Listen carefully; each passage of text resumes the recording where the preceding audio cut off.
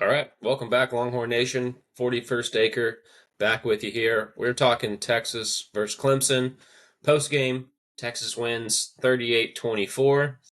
Um, Home game, part of the new playoff system. Justin was there. Um, Justin, tell us the good from the game. Tell us the environment. How was it? It was a playoff home game, right? It was, for the most part, everything you could ask for. Um, the crowd was not the biggest we've had all season. I think there's 101, 150 or so paid attendance. So the tailgating scene was weird because the university and state probably didn't have the agreement to have tailgating spots kind of opened up like they typically do. So there's a lot more just people old school tailgating, just kind of out of the back of their truck, not the big mega tailgates that we've had in the past. Bevo was Bevo Boulevard. That was great. That Pat Green out there on the stage up across from Smokies Midway.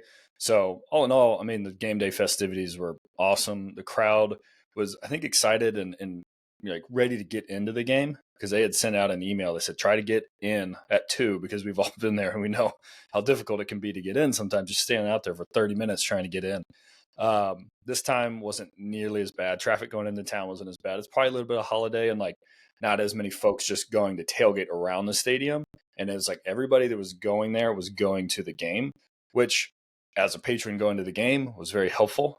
I think I spent maybe 10 minutes in line and we got to see the flyover. We got there 15 minutes before our seats or before the game kicked, but you could tell the crowd was ready. Everybody you're talking, even the Clemson fans were all there saying about how excited they were and how they even enjoyed the game day experience. So I heard some other folks talking about when Georgia came in, they had a bunch of Georgia friends that said, y'all's game day experience is the best one we've ever been to as a fan, right? Which is great to hear. That means that CDC and companies doing something right. I love the playoff home game for the universities. Don't necessarily want Texas to be in it every year, but it's a great way for us to show out what we can do. And the weather was beautiful. I mean, no sweating, right? Not too cold. It was perfect. Little long sleeve, right? It was great. I think the fans were on it from go, right? Hardly any sitting down, lots of cheering. I'm actually a little hoarse. I was surprised at how much I yelled. It kind of felt like the Georgia game this year. So all things considered, I mean, you couldn't ask for a better game day experience. I think the players felt it and they loved it as well. Everybody stayed there the whole time, so it was fantastic. 10 out of 10, well done. I hope that they stick around for longer so that other universities get the chance to host and have something like that. I Yeah, did. Go ahead. I was just gonna maybe kind of transition us. I know I kind of asked you a two-phase question, but to kind of transition kind of our initial takeaways and kind of what we needed to see from this Texas team from the last game. Um, Run the football.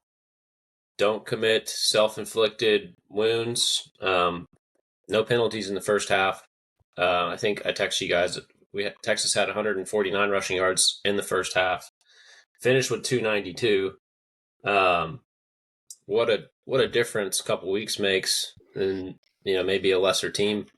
Um, Clemson clearly not the same defense as Georgia, but yeah, a lot of good things I think we saw in this game. So Justin, go ahead and continue on. I think on kind of initial takeaways, the good things that Texas did in this game. Yeah. I think what I enjoyed the most, and really appreciate from this team is the effort. Every play there was, nobody was given B or C effort. There was always A effort out there. Does it mean that they made every play? No, but there was nobody slacking, right? And we've seen that in a couple plays in the past few bigger games where it just seems like maybe a player wasn't willing to continue to play through the whistle, right? Like kind of got distracted, stopped here or there, whatever the case was, right? Um, we didn't let Clemson get too much momentum, and I think that shows again from the effort.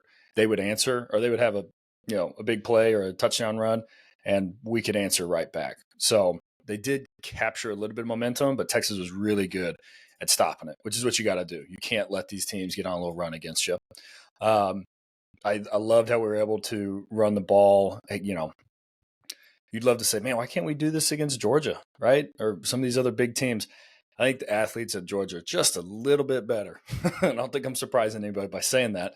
So we were able to do some of these wide concepts and get Jaden Blue outside. And he looks so much faster than the Clemson players. That's because he is. But you run him up against Georgia, it's just not the same. So while I think that it's great that we were able to do it now, we'll probably be able to do it next time against Arizona State. Really did enjoy what they did. I don't know if we'll be able to rely on that long term. We'll see, right? See how the game goes. But excuse me, defense. I mean, they got not exposed, right? But Cade Klubnik was definitely the best quarterback we've seen all season, and it showed. He's a true dual threat. The defense again stepped up when they needed to. We had 6 sacks or something like that. Lots of good tackles for losses. He got his, and he tried to play the hero ball like we talked about. But the run defense absolutely just was a stalwart. So it was nice to see that. And we made them one-dimensional, which means they had to pass a lot. And I think Cade did a good job. But at the end of the day, defense stepped up and made plays when they needed to. Run game was there. Quinn didn't have to do anything crazy, but he didn't do anything that was super detrimental to the team.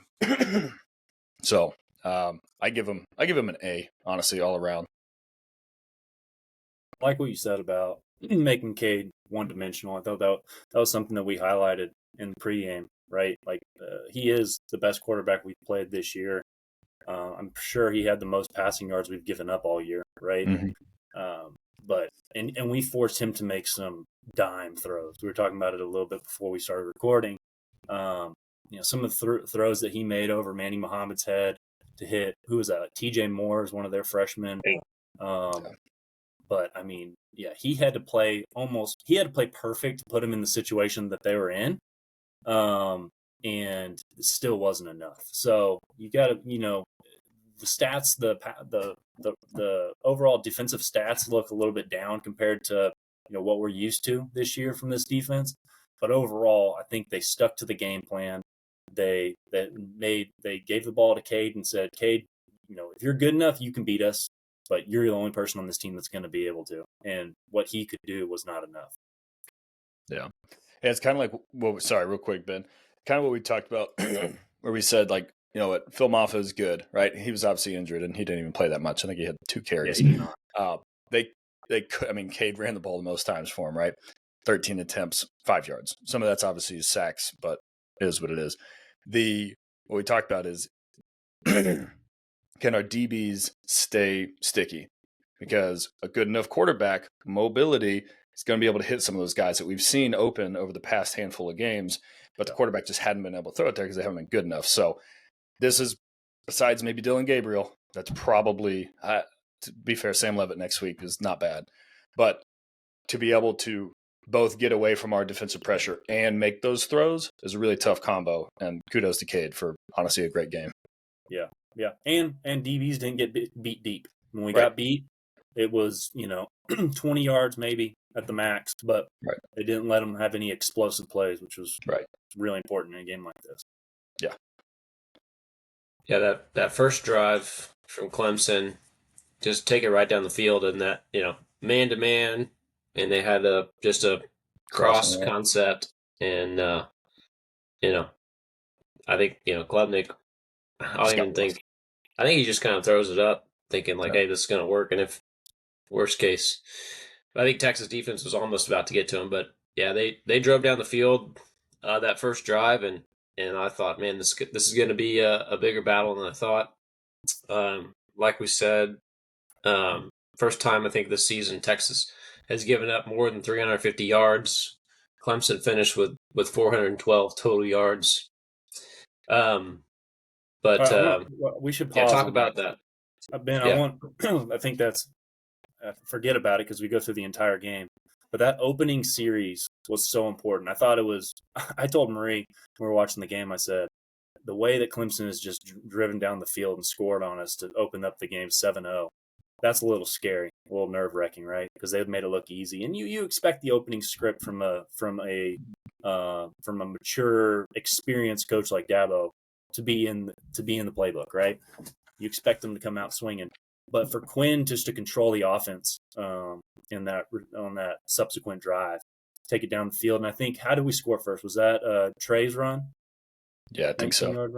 19-yard run in the red zone. So get in the red zone. Don't waste any time. Let them pound it up and pound the rock and score. I thought that was awesome. And then I think right after that, the defense shuts them down. We get the ball back and we go score again. So, big time hats off to Quinn and Sark for, maintaining that composure, being able to stick to the game plan. Don't go into panic mode just because you're down 7-0 and they had a really good drive, because you know that you're good enough to get right back in the game. Hot take. I think the defense played very Manila on that first drive. I think they wanted to see what they had. They were like, all right, look, bring it on. I think PK had it just kind of wanted to wait and see what they're going to throw at him. And they're really worried about Cade's legs for obviously good reasons.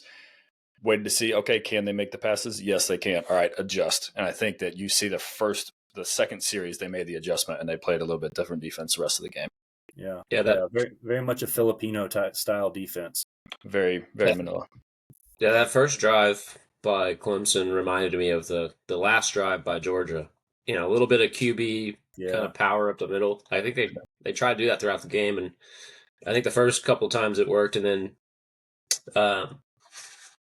then we caught it. But yeah, I think they just caught us out of position, and going kind of flipping back to our run game. That might be the difference, too, versus a Georgia. I think Clemson has good athletes. I don't think they're quite as good as Georgia, but, in that first run by that touchdown by Blue, it was, I think it was, I don't remember, it was Helm, whoever kind of pulled and was blocking, essentially blocked two guys. Like that guy, the corner or safety, whoever was supposed to kind of, I think, be that last level and contain the outside and push them back in. Like they got out of position and Blue kind of went around both of them.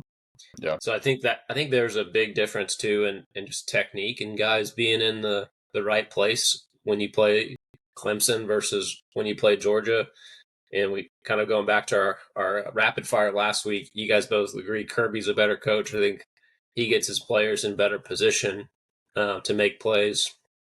And I think that had a lot to do with the Texas ability to run the ball well. But yeah, like you guys both mentioned it, Clemson, man, they came out through the first punch and Texas kept responding. I think, and they didn't go for it on a fourth down as a 4th and 1 right at the end of that first quarter. And then, so they were playing a little conservative. And Sark was playing aggressive. We went for it on 4 fourth downs. Obviously, we got the first one, I think, was on the first drive in the red zone. And then it was 2 or 3 drives later, I think we go for it again. And I don't remember what the yardage was, but Texas was 1 for 4 on 4th downs. You guys, I think I texted you guys. I think you guys liked the call. Maybe, obviously, with Bert Auburn's inability to kick the last couple games, I think we understand 4th and short, if you're in that kind of longer field goal range, you might want to go for it. But what do you guys think? You guys still agree with the 4th down decisions, or you think take the points? Is there a certain place or fourth and X that you guys would rather see Sark maybe take the points? It'd be nice if we had a bruising running back right now. I'll tell you that. Watching Jaden Blue, I like the play call where we kicked it out to Jaden Blue to kind of try to beat the end out to the outside. Yeah. That was just a good play. Yeah, it was a really good tackle, and Jaden Blue's just not strong enough to run through that type of tackle. The one that I totally agreed with Sark and it didn't work out for us was the one at the Clemson 36 where what was play? Oh, it was where Quinn missed Matthew Golden on the crossing route. Yeah. 4th and 2. I loved that. I loved the idea of going for it there. And play worked, right? It's just execution. The announcers on TV were saying that, Quinn didn't lead Golden enough, but Golden got 2 hands on it. He's got to catch that. It should have been caught. Either way, he's got to better catch throw, that. whatever. And if you put him, it's a 52-yard field goal from there. So I have zero faith. If you're gonna chance it there, I'm not giving it to Bert Auburn to try to make a 52-yarder for 3 points. I'd much rather put it in Quinn's hands or one of our running backs' hands, maybe that baby Rhino run up the middle or something. But the only thing that lacked there was execution. The play call seemed to work. Caught Clemson off guard. Matthew Golden's wide open. All you got to do is catch it. You can fall down right there. It's first down. So I was all for that one. Maybe that's why it was thrown behind him, as Quinn was expecting him to just sit, catch it, and then maybe he just kept running. I don't remember, or I didn't really diagnose that one. It honestly just looked like he just missed him. Like just threw a little bit behind him. It was a little behind him. It was right here. I mean, yeah, it was catchable. I would love if since we don't have the power back, if we did some kind of whatever wildcat with like a Juan Davis or Gunnar Helm, like put in one of those big 240, 250 suckers, and why not just direct snap and see what they can do? Like I don't know that. That's part of the Arch dimension, though, because I mean we did that with Arch, right? That was on one of our fourth downs. He fumbled it. Yeah. Oh, I was talking about a different one. Yeah, the fumble one was bad. I was talking about the one though where he scrambled for the first down. Like that was a cool play. Yeah. Yeah, I like how they tried to throw in the wrinkle on him there, like we talked about. But yeah, I mean, maybe they're holding it back. I would just love to see like true power, like with big boys. They did put in a defensive lineman at one point, didn't they, as a fullback? Yeah. The first fourth down conversion, Gibson was lined up at fullback, and it was a quick handoff to him. Yeah. I don't mind most of the fourth down calls that they had. I don't mind the play calls. I don't mind the one that Arch fumbled. Who knows what that play call was, I guess, right? But for the most part, I don't mind them going for it when and where they did. I think it's a feel thing. But that end of the game, that one was kind of late enough where I think you make it, the game's over. If not, you're still up by 2 touchdowns. Right. There was never a time. I was only going to say there was never a time in the game, much like mini games this year, where I felt like Texas was about to lose. Even when Clemson went down and scored, like to have our chance to respond was great.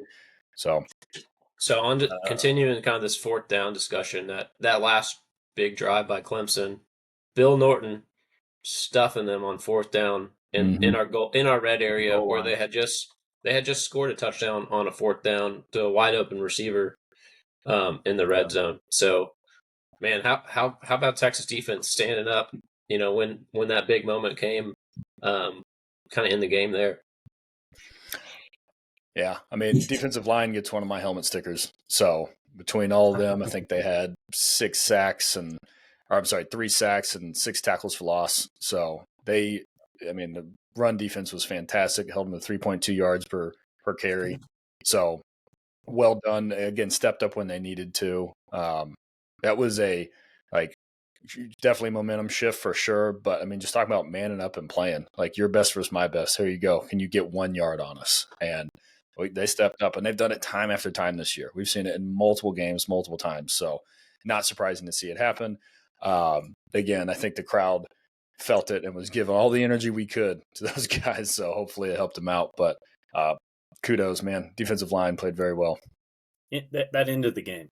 The game. They score there. It's a 1 possession game again. Plenty of time on the clock. That was the game ender. You know what? Anthony Hill said it after the Texas A&M game. He's like, when teams are in our red area and they decided they elect to go for it on fourth down, he's like, we get excited. We get excited because we're going to show them. And sure enough, in the A&M game, very similar storyline, right?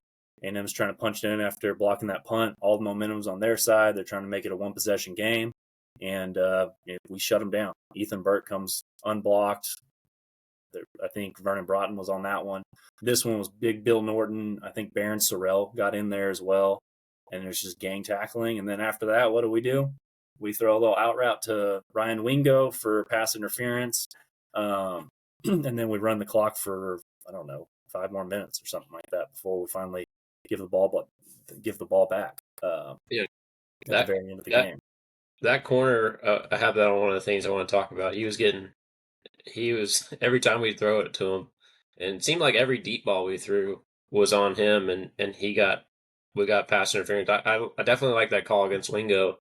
He was arm guarding. Yeah. Mhm. But that was kind of our the Texas deep ball was get Clemson called on pass interference. It was good to see us sling it down the field and just take that chance too. Mhm.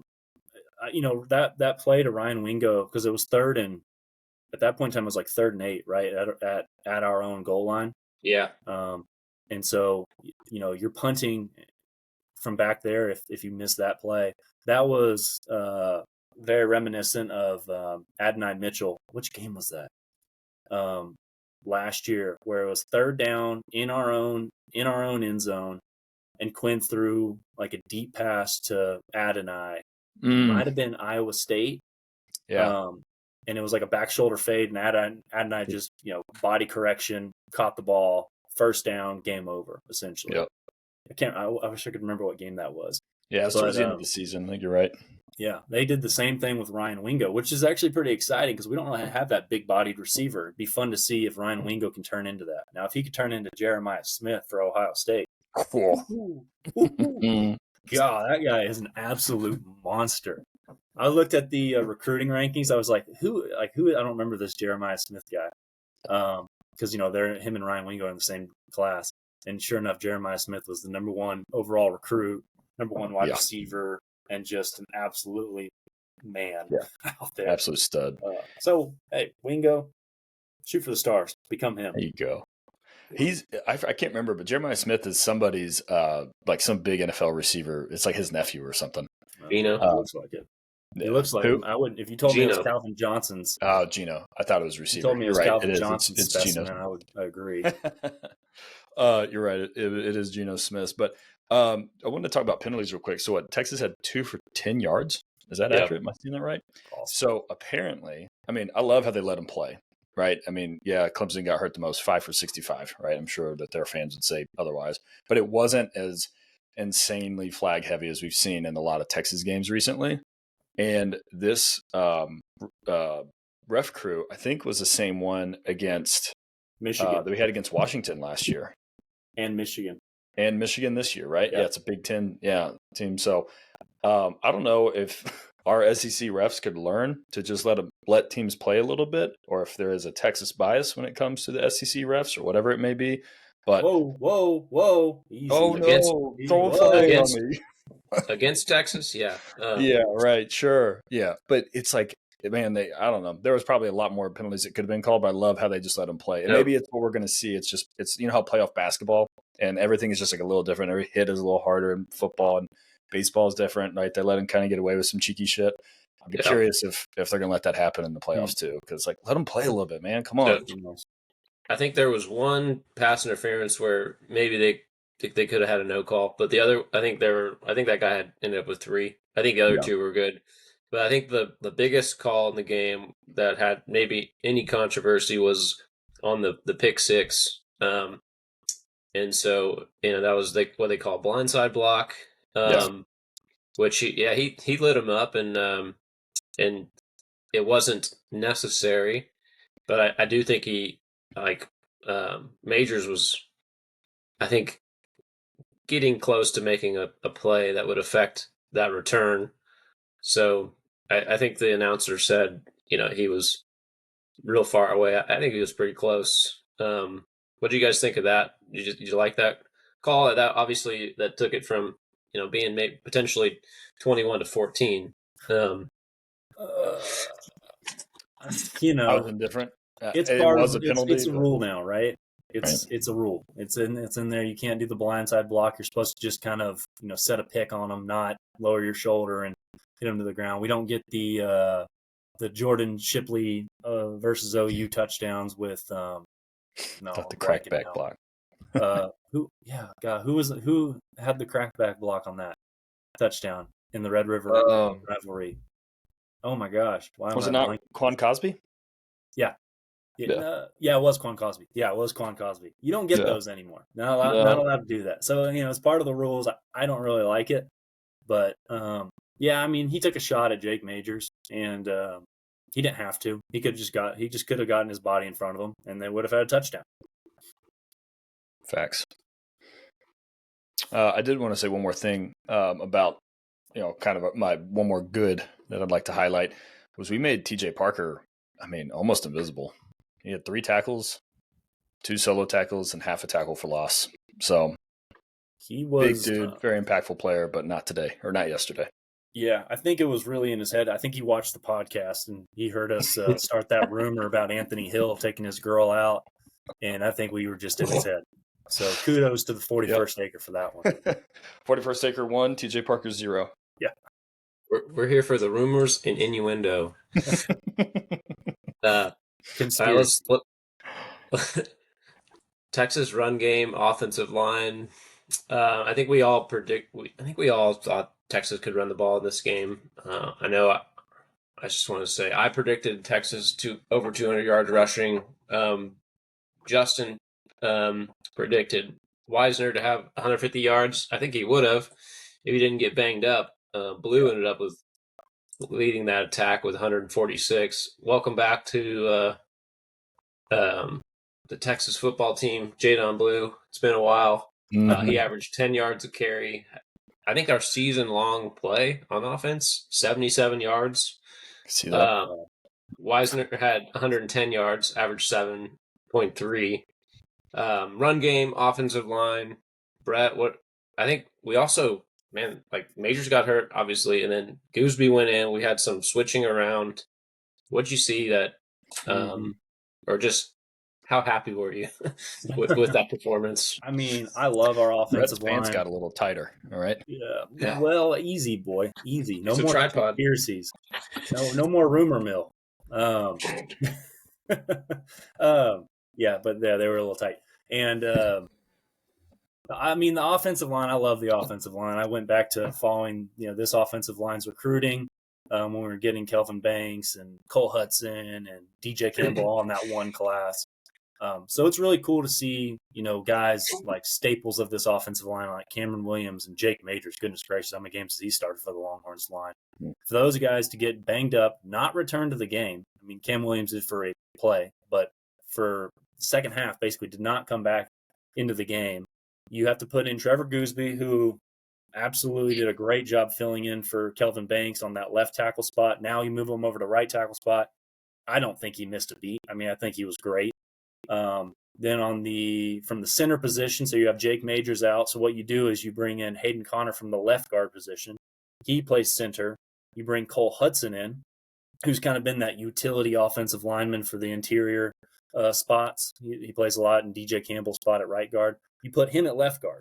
So you changed 3 positions on your offensive line, and you still just ram the ball down their throats. And so exciting to see just the cohesion. I love what Jake Majors said when Kelvin Banks got hurt in that A&M game? Yeah. Mm-hmm. In the A&M game, he was like, hey, the expectation's the same. It doesn't matter if you're the 6th man, the 7th man, the 8th man on this offensive line. You come in, we have an objective, and you're going to help the team get to that objective.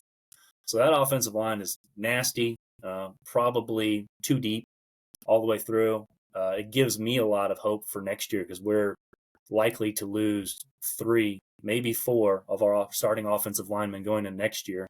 Mm-hmm. And so you see these kind of depth guys playing, it gets you a little bit excited about the future too. Yeah, no, I couldn't agree more. The depth on the O-line to be able to go up against what it really is a talented Clemson, front defensive line was nice to see. Again, the most talented or the deepest, the most physical from Clemson that we've seen? No, but it was nice to be able to see Texas offensive line to do that to them. So well done. Here's a question for you guys. Who in this college football playoff that's left, what teams can our offensive line not push around? Obviously we have Georgia. We've got something there with Georgia. But outside of that, can Notre Dame do this to us? Can Notre Dame do what Georgia did to us? Can Oregon? Can Ohio State? What are y'all's thoughts there? I would say Oregon probably could. They, much like some of the other top dogs out there, paid their players a lot of money to come play football there. And I think that they got, the cream of the crop over there.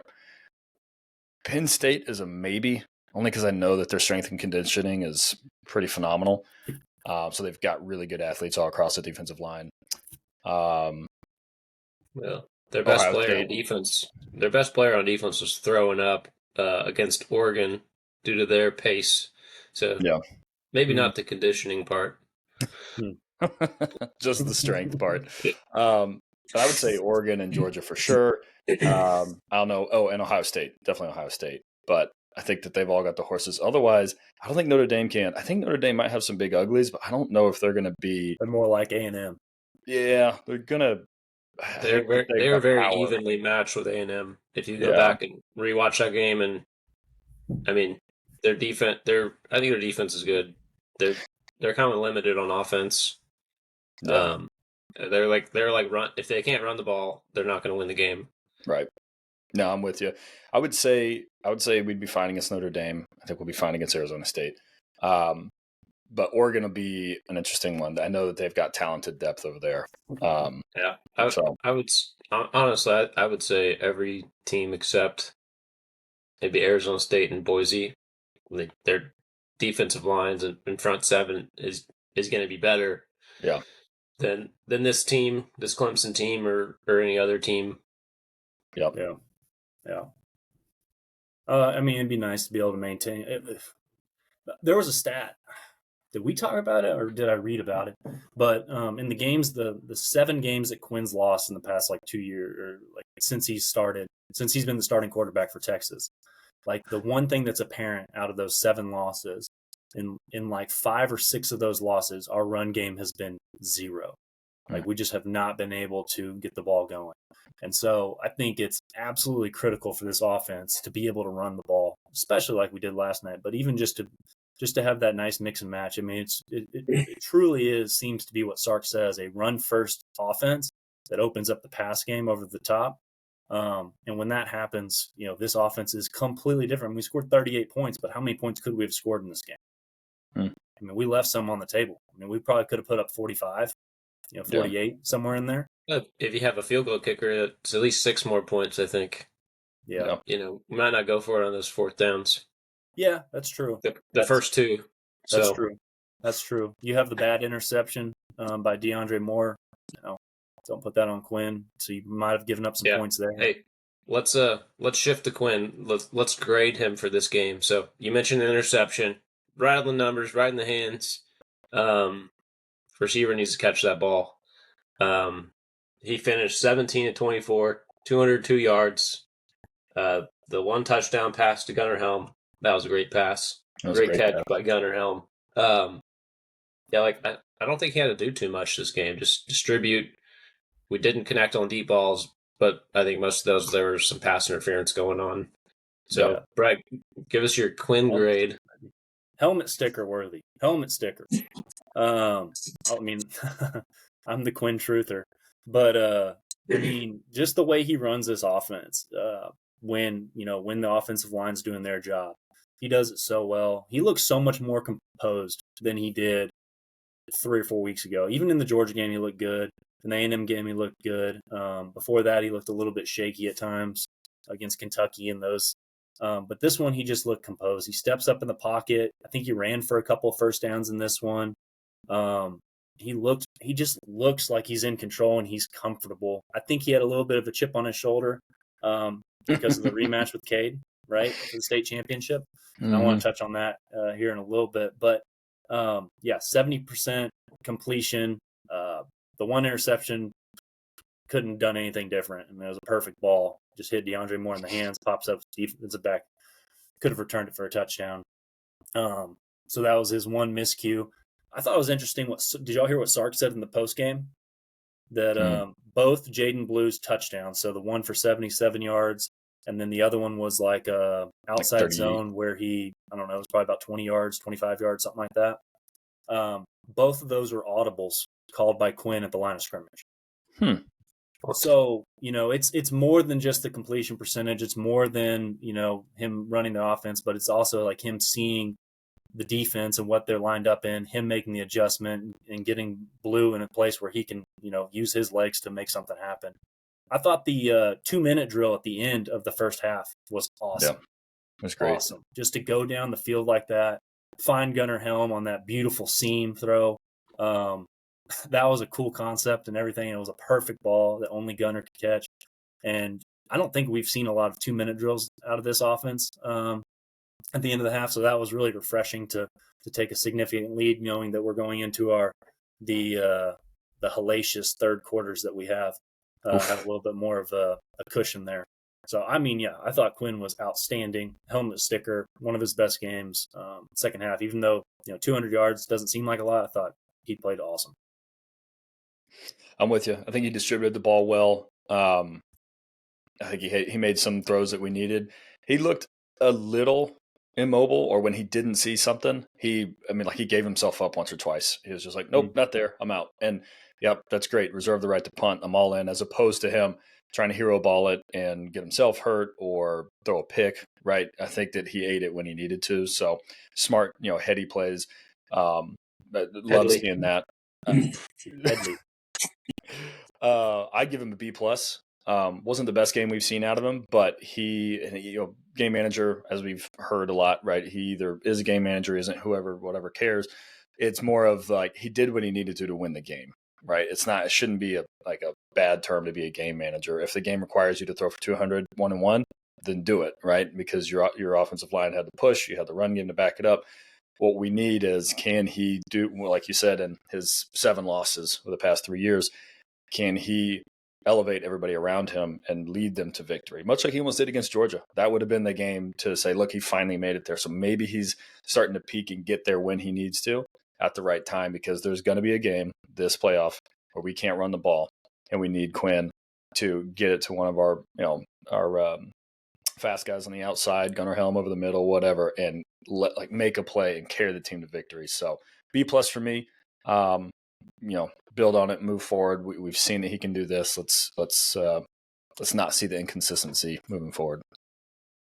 Yeah, I'm giving him a B, and he was a B+ until on first down he rolled to the right and just takes a knee, and now we're at 2nd and 14.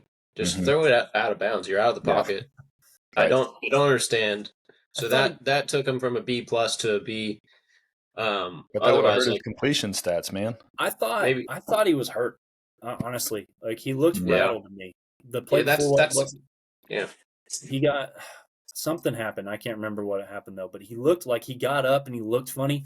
That snap came to him, he didn't even catch it right, and then he kind of rolls out to the right, and then he just takes a knee, and I was like, he looks like something looked wrong, like his head got rattled or something on that play before. That's just I've seen that. Where he just randomly will do something odd like that. It's like, why don't you just throw it away? You just take a knee on 1st and 10, and now it's 2nd and 14, and I think our run game got us back to a 3rd and 6 or something. Yeah. But it was just this little thing like that this is why we lost against Georgia, is negative yardage on first down. Mm-hmm. If we do that against a better team, we got to just throw it away, man. I'm sure Sark will tell him that. But yeah, if he was hurt, maybe that's the reason why. That would make sense. But it's just kind of odd. It's what are you doing? That was weird. Otherwise, I think he moved in the pocket pretty well. It collapsed a few times on him, and when he tried to step up and maybe run, and it just kind of what this defense did a good job. But I think he was looking looking to run a little more, which I like.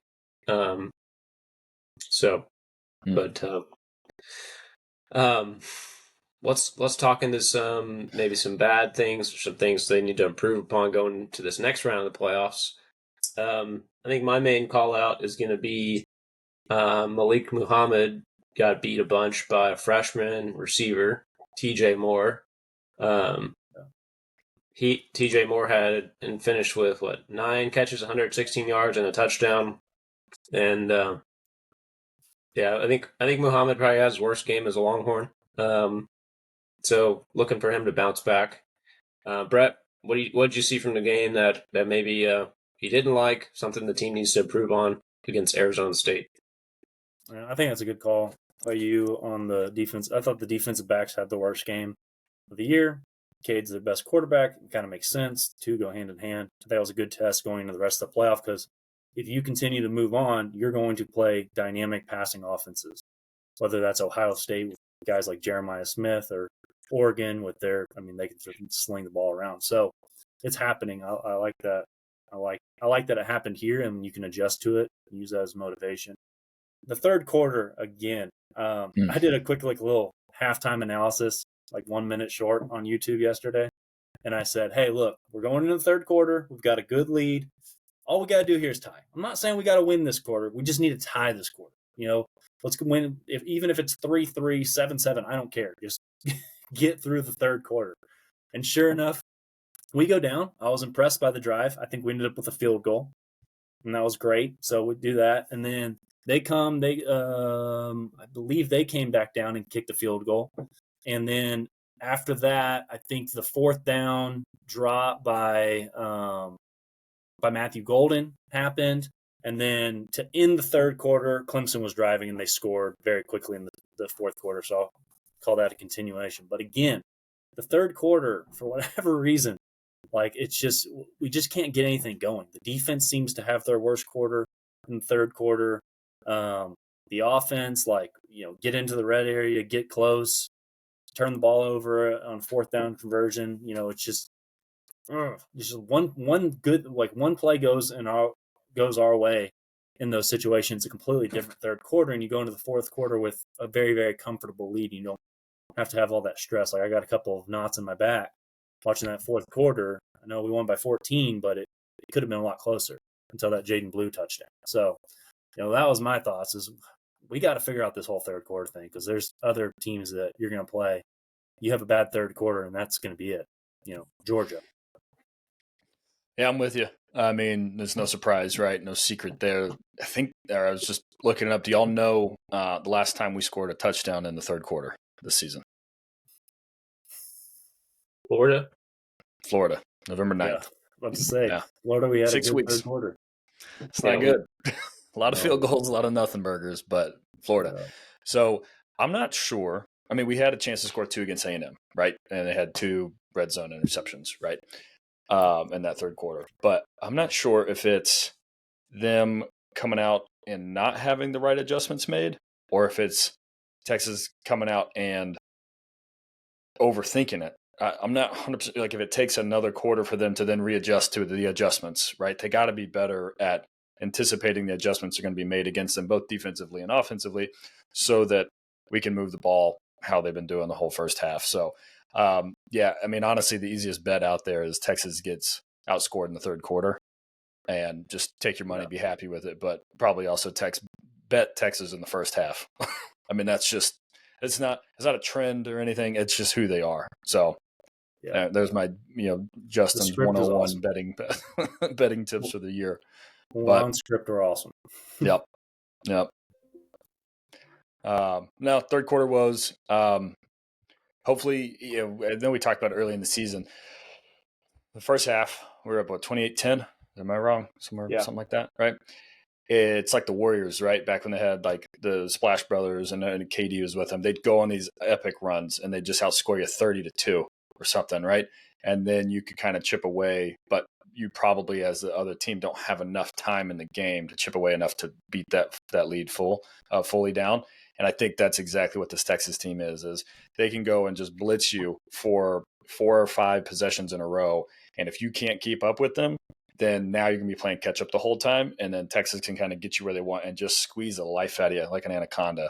So I think that's what we're going to see is get ready for first half Texas, hold on during the third quarter, but they've closed out in the fourth quarter more times than not this year. Obviously, Georgia has been back and forth. Well, the first game was just a disaster, but the second game was a back and forth and did everything they could, just didn't make all the plays they needed. So I think the team's better in the fourth quarter than we've seen in past years. But the first half is typically where we see the best Texas team.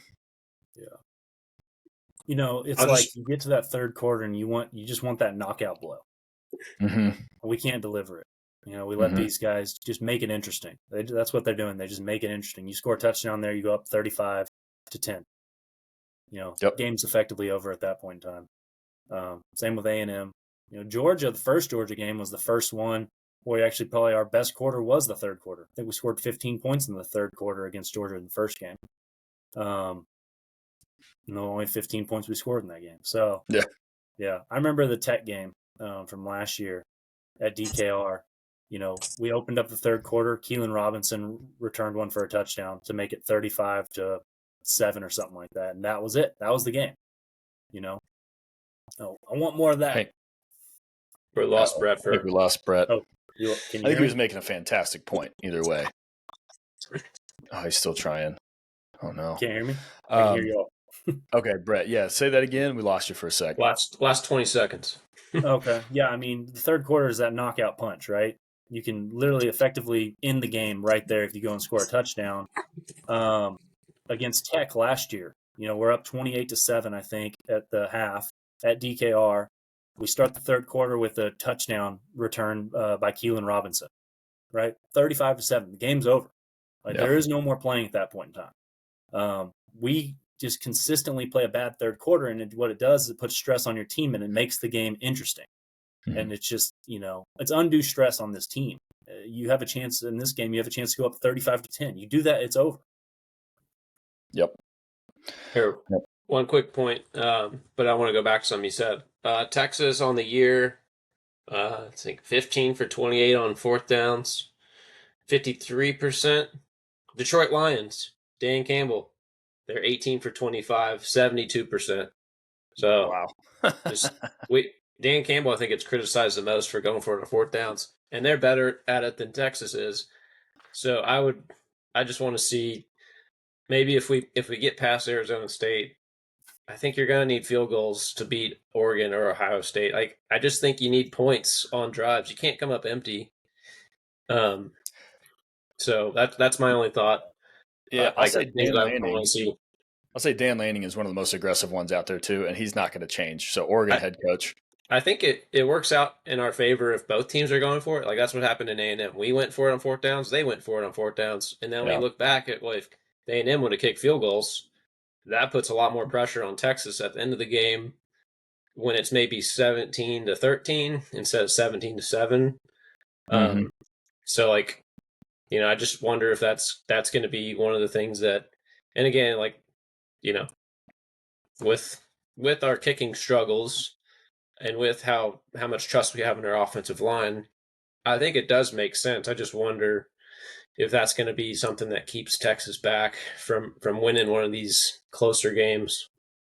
Yep, that's a good point.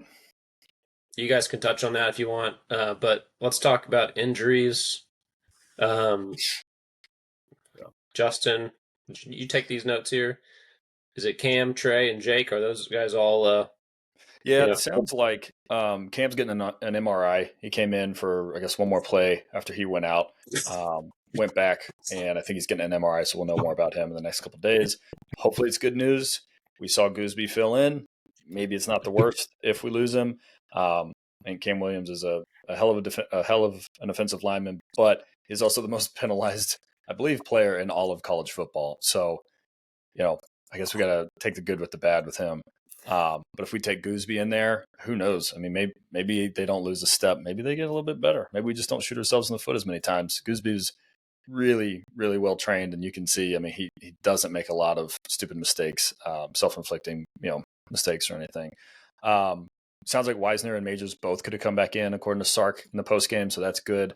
I'm glad that we were able to hold them out and still run the ball and pass pro the rest of the game like we did. So fingers crossed nothing pops up from either one of them. Sometimes there's, mystery injuries that we don't really get to hear about in the college world, but fingers crossed both of them are good, and we'll see what happens with Cam. So I think you saw a lot of the depth that Sark has been preaching. They've been developing. They've been, scouting and recruiting and signing all these kids in the transfer portal. And this is going to be an ultimate test, this playoff run for any team, right? You're potentially playing 16 games in the season.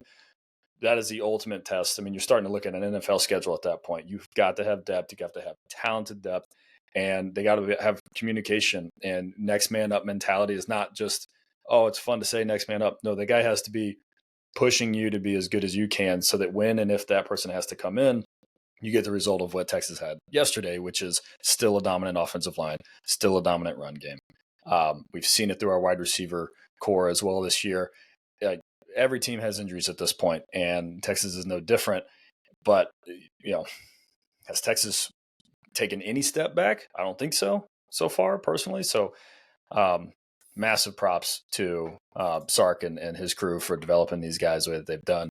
I think there's a reason that they're still the favorite or one of the favorites to win the national championship, even though we've seen their boo-boos this year. So I think that they've got a good chance if they just, hopefully don't get too many key injuries, but also really just keep playing their game. Did you have a prop bet to see if Justin would say boobs on the podcast, Brett? It was boobs. Yeah, Oh. yeah, I cashed in on that one. Okay. I owe you $10. You don't want to have any injuries. Cam Williams is a stud. He's going to be a draft pick this year if he chooses to be. It's good that we have depth, but you want to reserve some of that depth. You don't know when you're going to need it. I think the Jake Majors one is probably the most concerning. He's the captain of that offensive line, so don't want to lose him. And it'll be great to get Isaiah Bond back. We haven't really talked about his lack, but when he can take the top off the defense there, if we can get him back and healthy and running at full speed, not half speed like we've seen him in the past couple games, running at full speed against Arizona State, or even if we hold him back and wait for the next round, if we're not too worried about Arizona State, I think that's going to take this offense to the next level too. Yeah, it might not be a bad idea to hold him out. And maybe, not that Oregon or whoever we'd end up playing that next game wouldn't think about him, but because he's been so ineffective in the past month, and if he doesn't play in 2 games in a row, I'd be curious if we could kind of catch him off guard a little bit of, oh, who the hell is this number 7 guy? Yeah. So I don't think you need him against Arizona State, but maybe as an emergency guy, who knows? Yeah. All right. Last sort of segment here. We got first round of this first. Hold on, I want to talk about one more thing. I want to talk about one more thing before. Okay. I want to talk about the Cade Klubnik and Queen. rematch of the state championship game. There wasn't a ton of big plays. I mean, obviously Cade came to Austin and he wanted to show out. He played a good game. But I absolutely loved Ethan Burke with the big sack in the first half of Klubnik. That was awesome. Ex-teammates. And Michael Taft had, I'll come back to Michael Taft. Makuba, he had a dropped interception or a deflection. Close. Yeah, it was really close to interception. He even said that. Yeah, that's what he was doing. He's like, I was right there. Almost intercepted my old quarterback. But, and then Michael Taft, pretty quiet game for Taft, actually. I didn't see him in on a lot of plays. Didn't see a ton of tackles out of him like we're used to. But for him to basically end the game with that crossing route on the fourth down conversion for Clemson, just come across and blow. Who was that? Antonio Williams? I mean, he just blew him away on that, and that was it. I mean, we kneeled it out after that. So Michael Taft ending the game like that after, and then Quinn getting the win in the rematch. I thought that was just awesome. I thought it was poetic. I think that's what I texted you guys. It's like poetic for the game to end as it did. So I was excited. That was great to see. Taft did effectively in the game. You're absolutely right. But yeah, it was fun to watch those guys. I'm sure after the game they got together and chatted it out. But there was no during the game major trash talking or anything that you could see. So that was good. They played the game. Probably after the fact they talked with each other. We'll say I think everybody knows Clemson played a good game. The crowd even gave a round of a standing ovation to Clemson as they came off the field. We didn't boo them. Clemson went off the field, and the crowd showed their love to them to say, hey, congrats to getting here. Y'all did well. I don't know if that was done at all the playoff games or not, but you could see, as Clemson cleared the field, entire crowd stood up, cheered for them. They cleared the field. We sang the Eyes of Texas. So that's cool. Texas fans, yeah, we did right. I think we're trying to make up for the water bottle. Okay. It hadn't happened again, so I wasn't there, so I didn't get it started this time. True.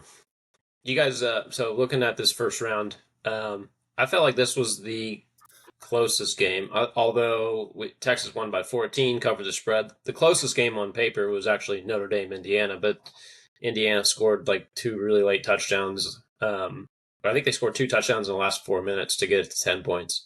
Yeah. But to me, this felt like the closest, most back and forth game. Texas had a great first quarter, and then good fourth quarter to end it. But we saw all four home teams win. All four home teams win by 2 scores or more. But the ACC is officially out of the playoff. We kind of expected they were the worst of the Power Four. I guess you could argue Big 12, ACC. I think we might be a little Big 12 bias coming from there. Tennessee, the third best team in the SEC, got absolutely pounced by Ohio State. It was a blitzkrieg from the beginning. Ohio State looked like the best team to me from this first round. But any of these games, so we had Notre Dame beating Indiana, Penn State beating SMU, Ohio State beating Tennessee, Texas beating Clemson. Do you guys agree Texas Clemson was the closest of these four? Did anything kind of surprise you, or is this kind of how you thought these lower seeds beating the higher seeds at home field advantage? Brett, what do you think? Yeah, I mean, I thought on paper probably Clemson versus Texas would be a reasonable matchup. I would say I thought the Tennessee Ohio State would be a better matchup than it actually ended up being. But then Clemson Texas I thought would be the next closest. I thought SMU. I didn't think SMU was very good against. I thought it was a little bit of an injustice for SMU to get in after losing the ACC championship. I think you need to win that game. Like you said, Ben, the ACC is maybe the worst conference of the power conferences. I think that maybe you have to win that in order to get in. Would Penn State handle a team like Alabama like they did SMU? I can't imagine. Or South Carolina, or name the list of teams that did make it. So yeah, I think I told you guys this earlier in the year. I think that when you get to the end of the season, I think you know who your top teams are. I don't think you need to expand the playoffs to 12 teams to determine who the champion is going to be. I think there's probably 6 teams that can win it all. Those teams are not Arizona State and Boise State, even though they got the byes. I think it's Georgia, Oregon, Texas, Ohio State. Maybe you add Penn State in there.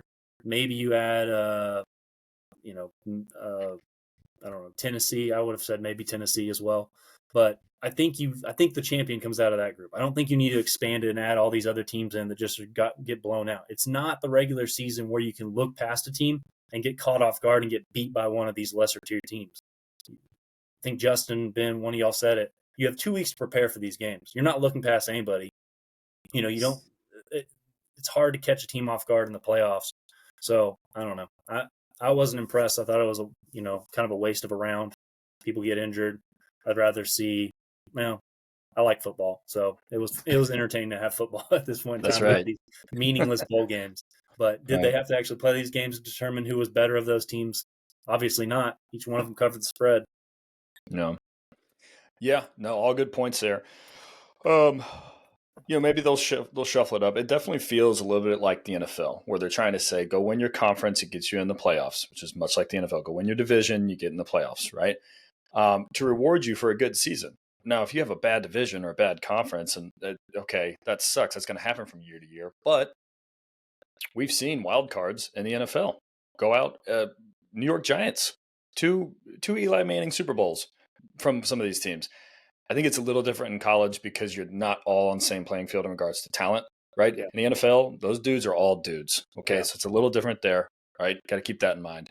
I also think that styles of the games that we saw of the offenses and the defenses out there maybe didn't match up very well.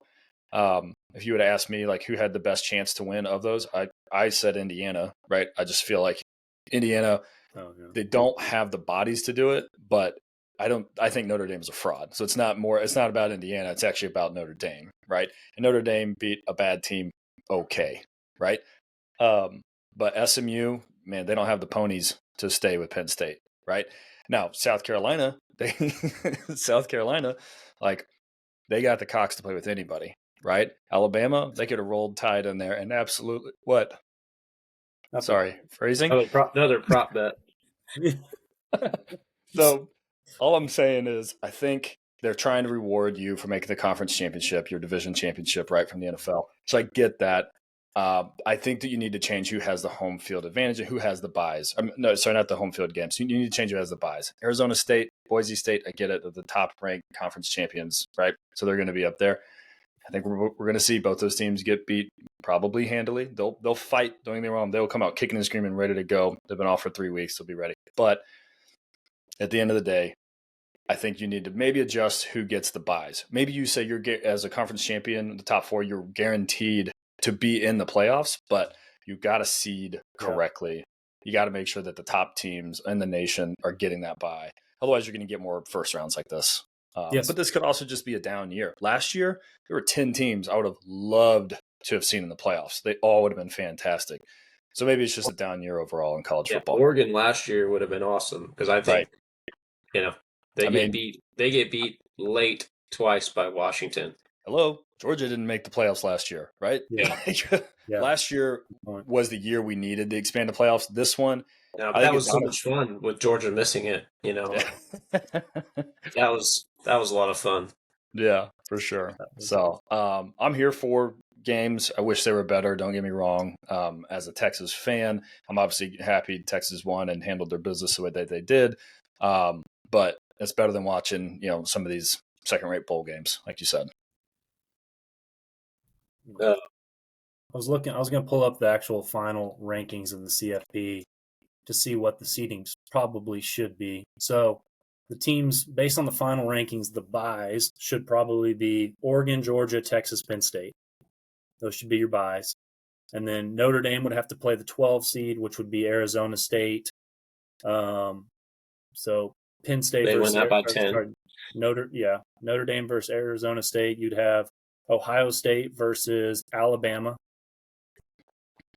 Who am I? That would have been a fun game. Oh, that's right. No, sorry. Clemson won, so they got the automatic. So it would have been Clemson in that 11 spot. So it would have been Ohio State versus Clemson. Sorry. Then you'd have Tennessee versus SMU. That would have been fun. That would have been a good game. Yeah. That would have been a lot of really fun offense. And then for the final matchup, this actually would be a really good matchup. Indiana versus Boise State. There you go. I think Boise State wins that one. I think that's a little bit more competitive and makes it a little bit more interesting. Right. The seeding's a lot different. I think you have the best 3 teams in the country with Oregon, Georgia, and Texas all getting those buys. Penn State being in that 4th spot, I feel like you could probably put Ohio State there too. I think Ohio State probably should have been there. Just that loss to Michigan, such a big mark on their schedule. But I think that's what propelled them to kick Tennessee's ass. And it's kind of annoying when Ryan Day was like, "Oh, it's like last year." I think it's like it's Ohio versus the world. It's like, okay, come on. But yeah, it's like Ohio State. They looked like 5 notches faster than Tennessee in those first couple drives. Now that first drive, they got bailed out by a face mask. It would have been a sack. They would have had to punt. But they looked a lot better than Tennessee. I think that's just a style thing. I think Ohio State, what we talked about in the pregame, I think Ohio State just went and said, no, we're going to be more physical than you. And Penn State did the same thing, and Notre Dame did the same thing, and Texas did the same thing. All 4 teams that won were just more physical. Tennessee, it's a little soft, a little gimmicky sometimes, right? Like when they win a game, when they get you to play their game, it's a track race, right? It's a track meet, full on. Let's see how many points we can score. Tennessee has had a better defense this year if you look at the first 8 games they played, but they also played a bunch of nobodies. They lost one of their key defensive players too. That's fair. Maybe they should have kept their shirts on during warm-ups. That would have conserved some energy. Yeah, that's always interesting when you see the teams do that, and it's like, hey guys, you want to go take your shirts off while we go warm up? I wonder what that conversation's like. Yeah, what's showing us? Look at our boo-boos. To us. All right, let's do a quick pick 'em. What we think right now. I think we're going to do a preview for Arizona State. So let's do a quick pick 'em and get out of here. Okay. Texas versus Arizona State. I got Texas. Consensus. You don't even need to ask that one. Yep. Ohio State, Oregon. 1.5 Ohio State's favored. I'm gonna have to go Oregon. Oregon. I think Dan Lanning's a better coach. Yep. Two pretty good, two really good teams. Better coach, better quarterback. Yeah. Okay, Penn State, Boise State. I'm going with. Boy, I would love to say Boise State, but I'm gonna go Penn State. Yeah, I'm gonna go Penn State as well. I'll be the lone wolf. I got Boise State. I think Oh, like they've had extra time to prepare. I think their coach is good. I think they don't get a lot of credit for being in the Mountain West. They went toe to toe with Oregon, and so did Penn State. James Franklin, they beat SMU without those two pick sixes. I don't know. I mean, they weren't that impressive to me. SMU really slowed down their offense, and then like the momentum just kind of took Penn State over. Like SMU's defense was on the field too much because their offense kept turning it over. I don't think Penn State's good. Is Boise State ranked in the top 5? I don't know. In If the they're CFP not, ranking? then Penn State can beat them. Oh, that's true. number Okay. 9. Yeah. If Boise State's not in the top 5, then Penn State can beat Boise. So they just can't. Penn State just can't beat anybody in the top 5. That's right. Well, it's James Franklin actually. It's his James problem. Franklin. What is that really a thing? Oh yeah, he's like I I think he's that. like 1 in like 15 or something like that. Yeah, Boise State's number 9. So yeah, Penn State got it. I think that'll be the fun game. But okay, last one, Notre Dame, Georgia. Oof. I got Notre Dame. Oof. I don't pick teams with freshman quarterback. And Notre Dame's confident coming in. I know Georgia's confident too. Where's that game? And it's All-State Sugar Bowl, so it's somewhere in the South. New Orleans. Yeah, New Orleans. So Georgia will have more fans there. Well, Notre Dame travels well because they're everywhere. Yeah. I'm kind of with you, Ben. I think Notre Dame for that one against. I mean, if Carson Beck was healthy, it's one thing, but it doesn't look like Carson Beck's going to be playing in this playoff at all. They now Notre Dame has film on Gunnar Stockton, what his tendencies are going to be, at least from the second half against Texas. And I think that Notre Dame does a good job, like controlling the ball, not turning it over. Kind of has this kind of a real rough strategy to it, very old school football. I'm with you. I think it's a low scoring game. I think Notre Dame wins. I got Georgia. I think Kirby pulls his classic. Nobody believed in us. Well, they don't think we could be here. We're not supposed to be here. I think he does that, and then his team. The number 2 team in this thing. Yeah. They said we couldn't do this. We're underdogs. All you people. You didn't think we should have been here. I think actually this Carson Beck injury could work out for him because now they have a quarterback I think that's a little more mobile. Mm-hmm. I think this looks a lot like the Notre Dame A&M game to start the season. Yeah, that's what it's just if you turn the ball over, you're going to lose the game. And if A&M might have started Marcel Reed against Notre Dame, they might have won that game. So but there'd be a lot of run game happening there. All right, guys. Let's let Justin hit the road. We were a little more biased than normal today. Unfiltered, 100% truthful. We'll do a Arizona State preview sometime before that game on New Year's Day. Merry Christmas. Happy New Year. Hook 'em horns. Yeah. Hook 'em. See y'all soon. Thanks.